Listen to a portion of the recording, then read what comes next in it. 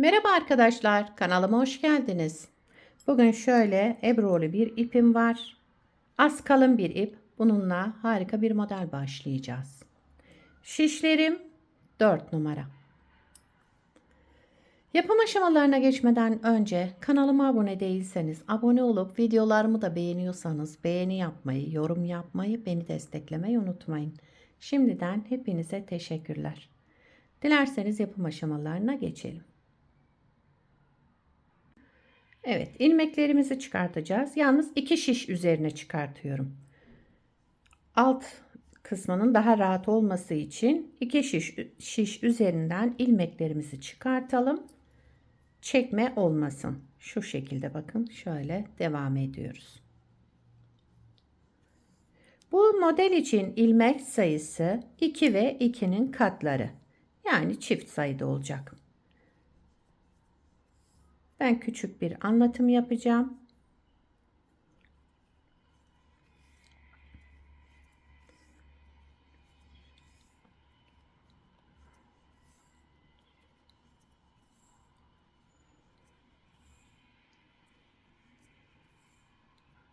Evet, bakalım kaç ilmeğimiz olmuş. 2, 4, 6, 8, 10, 12, 14, 16. Şişimde 16 ilmeğim var. Bir tanesini tutup bir tanesini şöyle çekiyorum içinden. Bakın şöyle çıkardım. Şimdi ilmeklerimi çevirdim. Burası arka yüzü bakın.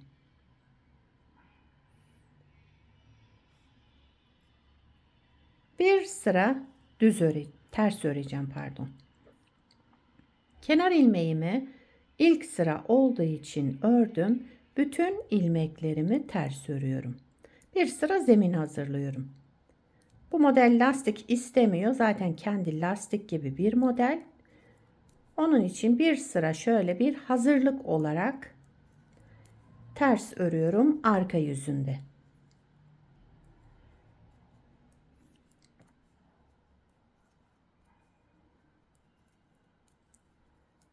Evet, şöyle devam ediyoruz. Kenar ilmeğimi de düz ördüm. Sıramı tamamladım. Şimdi örgümün ön yüzüne geçtim. Şöyle göstereyim. Ön yüzünde birinci sıra ön yüzündeyim. Kenar ilmeğinden sonra bir ilmek ters. Bakın ters olan ilmeğimi ters ördüm, yani bir tane ters ilmek ördüm. Sıradaki ilmeğimi düz öreceğim ama bir alt boşluktan, şuradan. Selanik modeli arkadaşlar bu. Bir alt boşluktan ördüm. Sol şişimdeki ilmeğimi bıraktım. Bir ters, bir düz örüyoruz. Düzleri bir alt boşluktan. Şu şekilde. Bir ters, bir düz. Düzleri alt boşluktan örerek sol şişimizdeki ilmeği bırakıyoruz. Bir ters, bir düz. Bir ters, bir düz örerek sıra sonuna kadar devam ediyorum.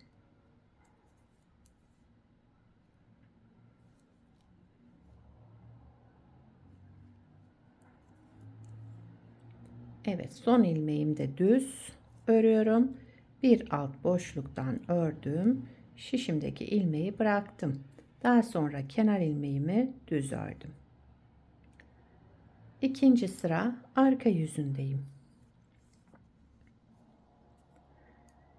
Kenar ilmeğinden sonra ters olan ilmeğime bakın, ters öreceğim yine. Aynı işlemleri yapacağım. Ters olan ilmeğimi ters ördüm. Düz olan ilmeği bir alt boşluktan ördüm. Şu şekilde ördüm ve sol şişimdekini bıraktım. Bir ters, bir düz. Düzleri alt boşluktan öreceğiz. Bir ters, bir düz örerek devam ediyoruz. Sadece düzlerimizi şişteki ilmekten değil, bir alt boşluktan. Bakın şöyle.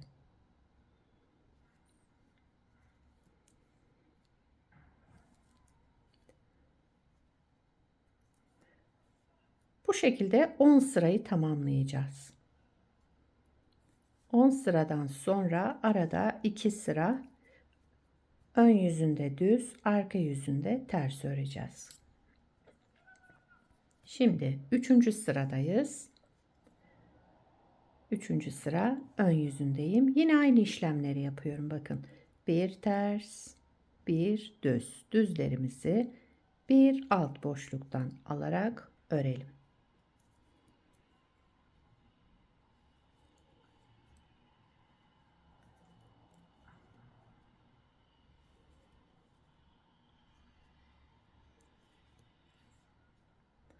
Bu model ilerledikçe kendini gösterecek. Şu anda bir ters bir düz görünüyor. Ama ilerledikçe kabarık kabarık görünecek. Bu modelde 2 sıra bir sıra oluyor. Selanik modeli. Ördüğümüz 2 sıra bir sıra sayılıyor. Evet. Kenar ilmeğimi de düz ördüm. Bakın yavaş yavaş şöyle görünmeye başladı. 4. sıra arka yüzüne geçtim. Yine aynı işlem. Hem ön yüzünde hem arka yüzünde aynı işlemleri yaparak devam ediyoruz.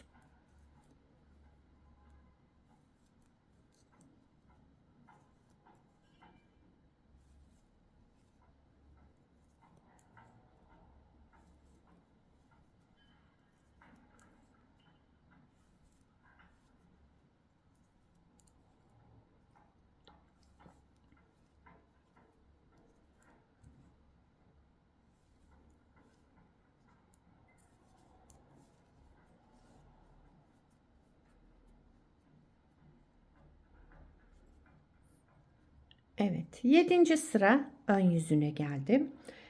Şimdi 7, 8, 9, 10 aynı işlemleri yaparak devam ediyoruz. Yani 10 sırayı tamamlayacağız.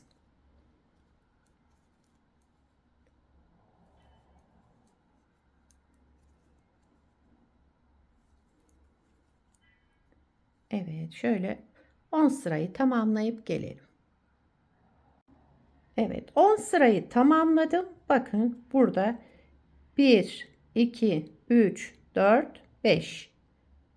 5 ilmek şöyle düzümüz görünüyor. Yani bu 10 sıra demektir. 2 sıramız 1 sıra olduğu için bu Selanik modelinde 5 diş şöyle düz ilmeğimiz oluşana kadar 10 sırayı tamamladık. Şimdi 11. sıra ön yüzündeyim. Burada yapacağımız işlem bütün ilmeklerimi düz örüyorum. 10 sırayı tamamladıktan sonra 11. sıra ön yüzünde bütün ilmeklerimizi düz örerek devam ediyoruz. İsterseniz bunu 12, 14 sıra da yapabilirsiniz bu Selanik olan kısmı. İsterseniz böyle 10 sırada bırakabilirsiniz.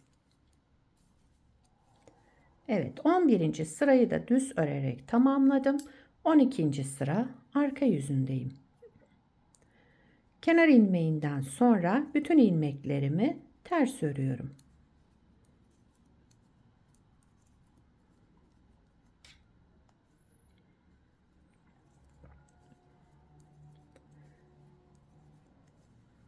Bundan sonra yine 10 sıra Selanik yapılacak. Arada böyle 2 sıra ön yüzünde düz, arka yüzünde ters örerek şöyle bağlama şekli gibi diyelim. Bakın. Evet. Model böyle devam ediyor arkadaşlar. Modeli bir kez kurmuş olduk. Modeli ikinci kez kurarken. Şimdi modeli ikinci kez kuruyorum. Birinci sıra ön yüzündeyim. Modeli kaydıracağım burada. Burada bakın ters ilmeğimiz vardı. Bunu şimdi düz öreceğim. Düzleri bir alt boşluktan. Şöyle. Ördüm, bıraktım. Düz olan ilmeğimi de ters örüyorum. Buradaki ters olan ilmeğimi düz bir alt boşluktan, düz olan ilmeğimi de ters örerek birinci sırayı tamamlayalım böyle. Modeli kaydırarak tekrar kurmuş olduk. Modelimiz böyle devam ediyor arkadaşlar. Şöyle gördüğünüz gibi gayet güzel, şöyle pufuduk, kabarık duran bir model.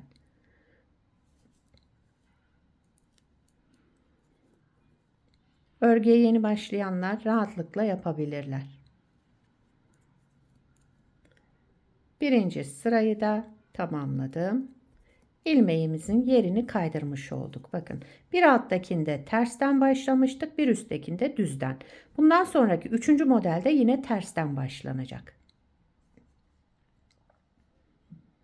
Daha fazla anlatmama gerek yok. Model böyle devam ediyor. 10 sırayı bu şekilde yaptıktan sonra 11 ve 12'yi şöyle bir düz arka yüzünde ters öreceğiz.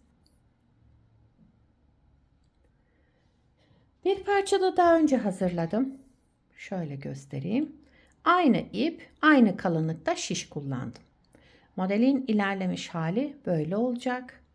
Bakın bunu da 4 kez tekrarladım. Aralarda şöyle ön yüzünde 2 sıra düz oluştu. Arka yüzünde ters örüyoruz. Yumuşacık, şöyle bakın, kabarık kabarık. Çok açılma yapmıyor. Şu arada ördüğümüz düz örgü sebebiyle modelde çok açılma yapmıyor, esneme yapmıyor. Model böyle devam ediyor arkadaşlar. Gayet güzel. Her türlü ipe de kullanabilirsiniz bu modeli. Bu parçamda da 40 ilmekle başladım. Dediğim gibi az kalın bir ipim var. 4 numara şiş kullandım. Model böyle devam ediyor. Bu sayıda da atkı başlayabilirsiniz. Daha artırarak da başlayabilirsiniz. Yani 44-46 ilmeğe de çıkartabilirsiniz eğer ipiniz kalınsa. İnce iplerle daha da artırmanız gerekiyor ilmek sayısını. Model böyle devam edecek. Bu modelden atkı, bere, etol şal yapımında, yelek, hırka, bebek battaniyesi hepsinde kullanabilirsiniz. Gayet güzel, kabarık, pufuduk bir model. Umarım siz de beğenir, benimle yaparsınız. Beni buraya kadar izlediyseniz bir beğeni yapmayı, yorum yapmayı, beni desteklemeyi unutmayın. Şimdiden hepinize teşekkürler. Yapacak olanlara kolay gelsin. Bir sonraki videoda görüşmek üzere. Hoşça kalın.